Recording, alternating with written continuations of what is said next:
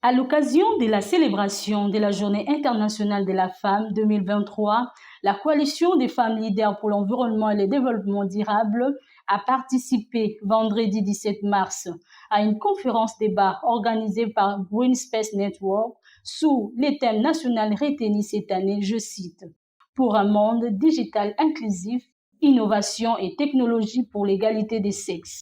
En présence de plusieurs organisations de la société civile et des professeurs d'université, la coordonnatrice de la CEFLEC, Dorothée Lissenga, a exposé sur l'impact numérique dans la vie des femmes rurales. Elle a insisté sur les avantages qui sont liés à l'accès des femmes rurales aux outils numériques dans le milieu du travail. Selon elle, l'utilisation de ces outils leur permettra d'accroître leur niveau de vie. J'ai parlé de l'impact du numérique et c'est ça mon activité de lecture chaque jour. Je suis déléguée de l'agriculture. Quand ça sonne et qu'il y a les sons de la biodiversité, les poules qui caquettent et l'hibou qui est là et le coq qui dit cocorico, je me réveille et je prends mon panier de rotin. Je commence par la source, je puise de l'eau, je fais la chicoine, je passe. Oh, les pois du jour. Les pois du jour avec mon panier.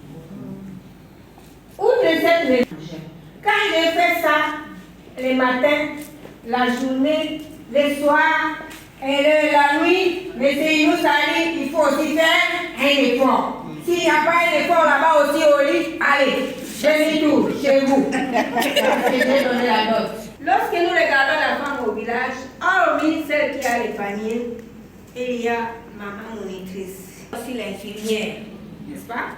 Pour la plupart au village, c'est cette catégorie-là. Quelques rares cas dans l'administration du territoire, elles travaillent là-bas, elles sont là. Qui baladent que je dois porter les poids de la machine. On me dit toujours que ton petit corps là sera transformé, mais j'ai ma machine. Bébé novice qui ne quitte pas les dos de sa mère. Mais au village, quand bien même on regarde, au niveau des écoles, là où se trouvent les enseignantes de carrière, on devrait aussi calculer les bulletins avec cet outil-là numérique. À la question du lien étroit qui existe entre la femme rurale et la forêt, évoquée par Dorothée Lissenga, plusieurs réactions positives en termes de recommandations ont été formulées par les participants. Mais il y a un problème sérieux de cuisson que rencontre la femme rurale.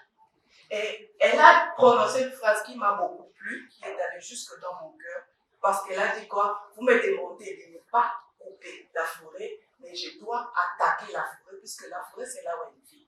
Par là, qu'est-ce que je veux dire? J'ai rencontré un challenge, je peux dire. J'étais obligée de gérer un projet, et je pense que le VFF fait la même chose aussi, où je dois faire la vulgarisation du foyer amélioré. Je vais rencontrer la femme rurale, je lui dis, regarde, tu dois utiliser le foyer amélioré. Mais le foyer amélioré seul ne va pas reprendre le problème de la déforestation. Vulgariser ce foyer amélioré revient à mettre la femme rurale encore au chômage. Je veux lui dire, arrête ton business, arrête ton petit business de macabre, puisque tu es en train de détruire. Mais est-ce que j'aurais résolu le problème? C'est ça la question, la vraie question qui est là. Donc, si ensemble, dans cette optique-là de pouvoir vulgariser, conserver la forêt, on associe aussi un levier qui est important.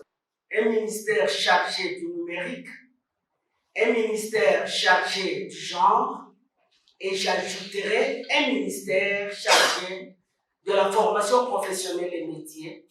C'est juste pour réduire les années d'apprentissage que nous avons ici dans notre pays, et où il y a absence d'une classe moyenne qui pourrait englober tous les chômeurs et ceux qui cherchent l'emploi.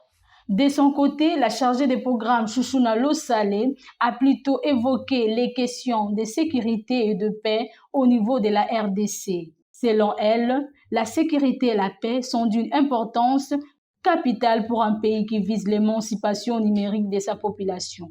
C'est très important cet outil Mais tout d'abord, c'est la paix. S'il y a la paix et la sécurité, tout va marcher. C'est la paix. Parce qu'aujourd'hui, la femme, elle, même si elle n'a pas la paix, même au niveau de nos foyers, de nos maisons, si tu manques la paix, rien n'avance. Je ne ramène pas le temps de prendre un téléphone. Aujourd'hui, on m'a envoyé à l'école, j'ai appris et tout comme ça. On me donne des moyens pour autonomiser, mais regardez aussi ma vie sociale. Parce qu'aujourd'hui, on dit, je suis une femme, je n'ai pas travaillé, j'ai tout ça, mon foyer, je dois pas aussi mettre mon foyer à côté. Je dois marcher avec mon foyer, je dois marcher avec mon tour pour parler de l'autonomisation. Je pense tout d'abord, je donner la paix, l'État congolais doit prendre en charge ça, les moyens qui existent, que ce soit la gouvernance et que ce soit les moyens Internet, les réseaux permettant à cette femme d'accéder. Ces assises organisées à la salle Père Boka au Centre d'études pour le droit social, CEPAS en sigle, avaient pour objectif d'informer et de sensibiliser toutes les parties prenantes sur le bénéfice d'une prise en compte de l'égalité des sexes et de renforcement du pouvoir d'action de femmes dans la gestion au quotidien de l'environnement. Alors, il faut combattre la pollution.